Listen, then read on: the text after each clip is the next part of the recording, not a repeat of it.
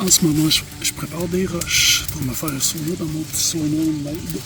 Je me suis dit que brûler des arbres qui ont tombé, je suis aussi bien chauffer mes roches en même temps. Fait que tantôt, je vous revois dans le sauna. Voici le sauna. Cette année, je pense qu'on peut rentrer au moins 4 là-dedans. Là, il a poché un peu d'un bord, mais je pourrais arranger ça. Donc, avec des roches, des billots de chaque bord. Puis, je mets mes roches chaudes là-dedans pour pas que ça éclate, ça revole partout. Fait que, à tantôt. Donc ici, j'ai mis les roches dans le bas. Je mets mon bois en haut, tranquillement. Ça prend 1h45 minutes, dépendamment de la grosseur et de l'intensité du feu. Quand les roches sont chaudes, je tasse ma braise vers le fond. Je prends la pelle qu'on voit sur le boulot. Puis je les amène tranquillement, une à une, dans la pelle en métal, dans le bucket que vous avez vu dans le sauna. Donc, de cette façon, ça me permet d'amener les roches. Puis, c'est ça. C'est sûr qu'il faut être prudent, se mettre des bottes ou quelque chose au cas qu'on échapperait une roche sur nos pieds ou qu'on s'enfarge. Il faut tout le temps penser au pire. Donc, je vous conseille fortement, quand vous transférez les roches, de ne pas être nu-pieds. Ça pourrait éviter vraiment un cauchemar.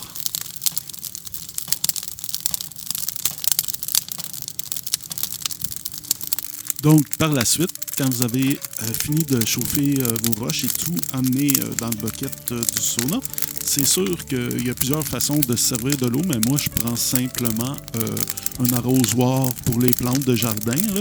Je le remplis au complet. Je m'amène un peu d'odeur, exemple eucalyptus, que je mets dans l'eau. Puis, et voilà, vous avez votre sauna fin prêt. Pour faire tenir la bâche, moi, j'ai souvent utilisé, quand j'allais en camping, des branches mortes ou des arbres qui ont tombé. Puis là, évidemment, ça nécessite un petit peu de manipulation, de rentrer ça dans terre avec un peu de corde, puis ensuite tu mets ta bâche par-dessus. Moi, au chalet, j'utilise des arceaux de vieilles tentes comme ça. C'est plus simple, puis je le laisse là tout l'été, puis avec les bio de chaque côté, ça bouge pas, même en gros temps de tempête. Puis en plus, d'un autre côté, ça fait 4 ans que j'utilise les mêmes arceaux, puis écoute, c'est plus simple, t'es ranges, au début de l'année, t'es reprends, fait que t'as pas à chercher du bois, puis c'est très solide. Donc, la prochaine fois qu'une tente rend l'âme d'un ami ou une de vos tantes, gardez les arceaux, c'est vraiment très pratique pour que ce soit pour faire des saunas ou en camping. Des fois, tu fais un setup quand il pleut, puis là, tu veux remonter la bâche. C'est vraiment pratique comme option. Donc ici, là, je coupe des restes des arbres pourris qui ont tombé. J'ai beaucoup aussi d'arbres qui étaient quand même assez bons dans le haut, donc j'ai décidé de toutes les nettoyer, les écorcer. J'ai peut-être quelques projets qui s'en viennent. Là, vous voyez, je suis en train d'enlever l'écorce, comme ça les insectes vont arrêter de s'attaquer au bois. Puis d'ici peut-être mes vacances cet été, je vais trouver une option ou quelque chose à construire, comme peut-être un abri à bois. Ça serait bien le fun d'avoir quelque chose de très rustique qui est fonctionnel avec un toit pour mettre le bois et arrêter d'avoir une bâche à déplacer tout le temps. Voilà.